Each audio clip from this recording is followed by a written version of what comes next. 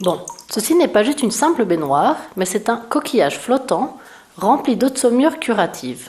Pourriez-vous m'expliquer pourquoi c'est si bon pour notre santé? Le sel est très bon pour la peau dans la mesure où il élimine les impuretés, il nettoie la peau et rétablit l'équilibre du pH. Cette saumure saturée à environ 25% est idéale pour une relaxation en profondeur. Donc ceci, c'est de l'eau salée. Mais il n'y a pas de mer ici. Si, il y a bien une mer. Elle est ici, sous nos pieds. C'est du sel fossilisé vieux de 200 millions d'années, dans lequel de l'eau s'est infiltrée et la saumure qui en a résulté, cette saumure liquide, est encore exploitée aujourd'hui.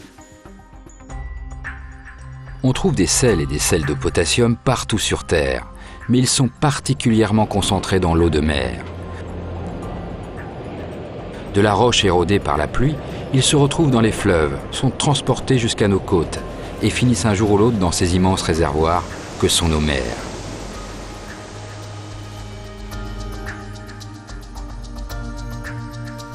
L'eau s'évapore mais les sels demeurent. C'est ainsi que leur concentration dans les mers a augmenté petit à petit, jusqu'à atteindre le niveau que nous connaissons aujourd'hui. Les hommes ont appris il y a bien longtemps à utiliser l'effet de l'évaporation de l'eau. C'est pourquoi ils ont construit, et construisent encore, des marais salants, dans lesquels ils obtiennent du sel à partir d'eau de mer. Il faut pour cela beaucoup de soleil et encore plus de patience. Dès que l'eau s'est évaporée, le sel cristallisé est prêt à être récolté.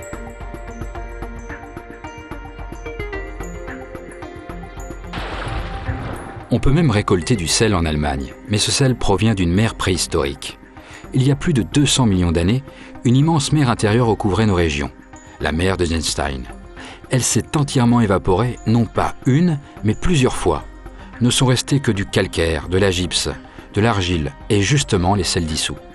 Plusieurs couches de minéraux et de roches se sont déposées les unes sur les autres. Nous pouvons aujourd'hui exploiter ce trésor souterrain pour en extraire les sels de roche et de potassium, bien qu'ils soient en partie enfouis sous d'énormes masses montagneuses.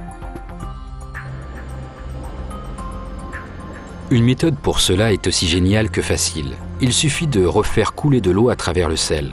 Le sel cristallisé se dissout et se transforme en saumure. On fait évaporer cette solution saline à la surface et il ne reste que le sel pur. Cette méthode était déjà employée au Moyen-Âge.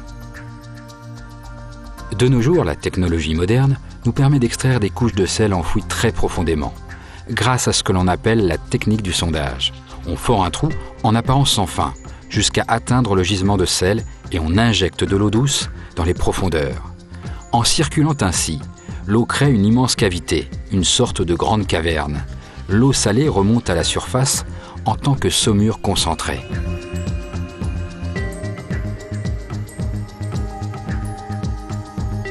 À la surface, nous ne voyons de ces immenses cavernes dans les profondeurs de la Terre que ce petit trou. Les producteurs allemands de sel et de potasse font aussi de l'exploitation souterraine. Les mines et les salines sont réparties dans toute l'Allemagne. Et l'on trouve dans beaucoup d'entre elles ces précieux sels de potassium. Notre production de sel est donc la plus importante d'Europe et notre production de potasse est sur la 3e marche du podium mondial.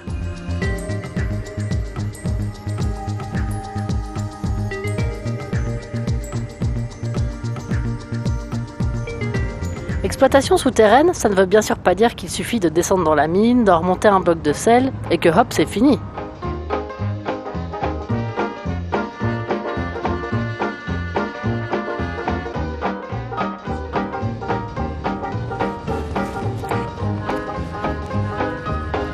Aujourd'hui, l'extraction de sel et de potasse est à la pointe de la technologie.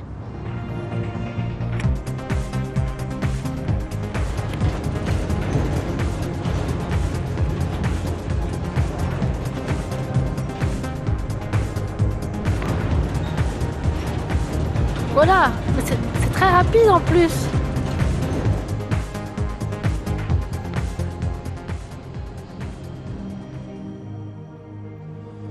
Nous sommes ici, à 800 mètres de profondeur, et autour de moi il n'y a que du sel. Écoutez. comme c'est grand.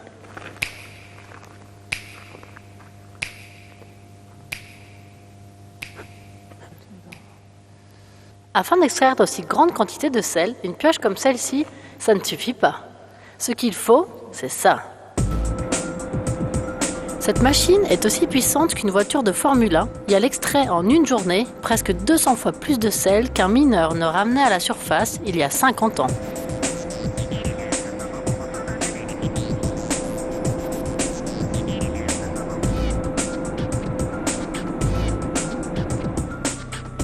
Mais il existe aussi une autre méthode d'extraction. Pour cela, on fore des trous de 7 mètres de profondeur dans le sel.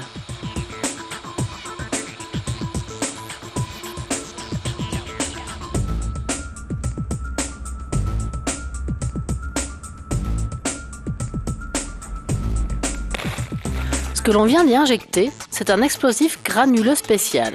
Il ne fonctionne qu'avec des détonateurs commandés par ordinateur. Il n'y a pas plus sûr. Mais on devrait quand même y aller.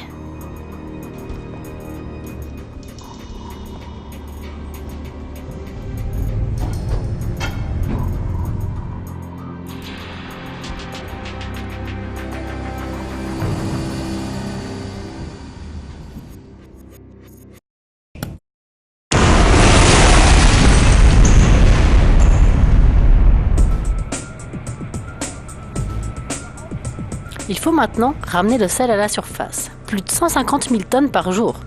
On ne fait pas ça avec un escalator.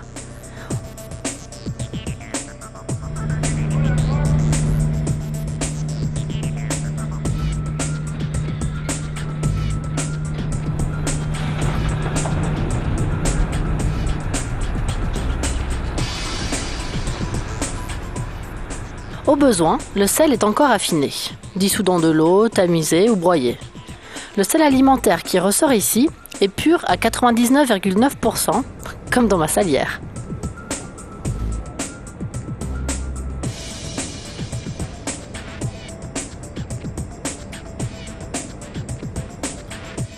Puis il est expédié chez tous les gens qui ont besoin de sel et de sel de potassium. Nous parlons ici aussi de quantités gigantesques.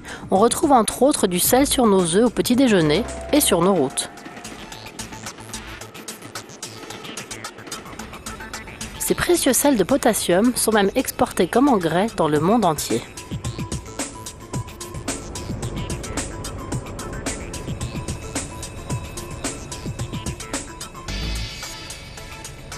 Merci beaucoup, c'était très intéressant. Aussi. Bon. Oh merci beaucoup, j'ai un cristal. Alors, si ça vous a donné envie de prospecter pour du sel aussi, vous le pouvez, car on peut apprendre ce métier. En Allemagne, plus de 10 000 personnes travaillent dans cette branche. Le chiffre d'affaires mondial des entreprises allemandes de l'industrie du sel et de la potasse s'élève à près de 5 milliards d'euros par an. Elles emploient directement environ 15 000 personnes de par le monde. Mais beaucoup d'autres industries en dépendent. Ces sels et sels de potassium sont une des conditions de base de bien des produits industriels. C'est justement parce qu'ils sont irremplaçables qu'ils sont devenus une évidence. Leur importance n'apparaît que quand ils commencent à manquer. Sur les routes enneigées d'Allemagne, ils sauvent des vies. Sans sel de salage, le trafic durant les mois d'hiver serait catastrophique. On ne pourrait éviter les dégâts humains et matériels. Le sel de déneigement est également idéal sur le plan écologique et économique. À la maison aussi, le sel est un allié silencieux, mais irremplaçable. Tout lave-vaisselle possède un réservoir pour le sel. Il adoucit l'eau, empêche les dépôts de calcaire et nous fait économiser électricité et ressources. C'est seulement quand ce petit réservoir est vide que l'on se rend compte de son importance. Les sels et sels de potassium sont à la base d'un nombre incalculable de produits du quotidien. Le verre, les matières synthétiques, les colorants, même vos vêtements et chaussures en cuir ont été rendus résistants lors de leur fabrication, grâce au sel. Il y a aussi bien sûr la salière qu'on a tous sur notre table. Bien que seules de petites quantités des sels extraits soient réellement destinés à l'alimentation, quelques pourcents de plus à l'alimentation animale, car les animaux aussi ont besoin de sel pour vivre. De bien plus grandes quantités sont utilisées dans l'agriculture. Mais monsieur Mantet, j'ai une question. Vous n'avez pas fertilisé votre champ avec du sel, si? Si, c'est bien du sel que j'ai épandu. Ce n'est bien sûr pas du sel de table comme vous le connaissez, mais c'est du chlorure de potassium et pas du chlorure de sodium. Les plantes ont besoin de ce potassium pour améliorer leur équilibre hydrique, c'est-à-dire de manière générale optimiser le cycle de l'eau.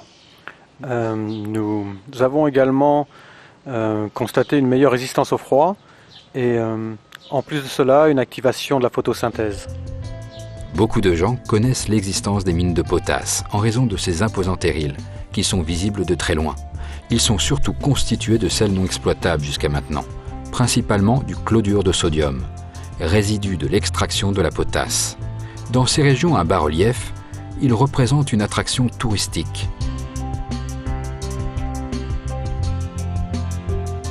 Afin de protéger l'environnement de la concentration en sel, diverses mesures ont été mises en place. Les terrils ont été étanchéifiés à leur base et les infiltrations d'eau de pluie sont récupérées par un réseau de drains. On peut observer ici une mesure exceptionnelle de protection de l'environnement. On a compensé l'impact des terrils par la création de zones végétales. Monsieur Gerling, concrètement, comment les exploitants des mines de la Hesse ont-ils procédé? Il y a plusieurs possibilités. Nous avons par exemple créé déjà des vergers ou revégétalisé certains sites. Mais dans ce cas précis, nous avons demandé l'avis des experts de la région et en collaboration avec les associations de protection de l'environnement et les autorités, nous avons acheté ce terrain appelé Rennerwald et l'avons revalorisé écologiquement en le défrichant, en creusant de nouveaux fossés. Et il en a résulté un projet magnifique qui est maintenant partie intégrante de l'espace protégé de Raden.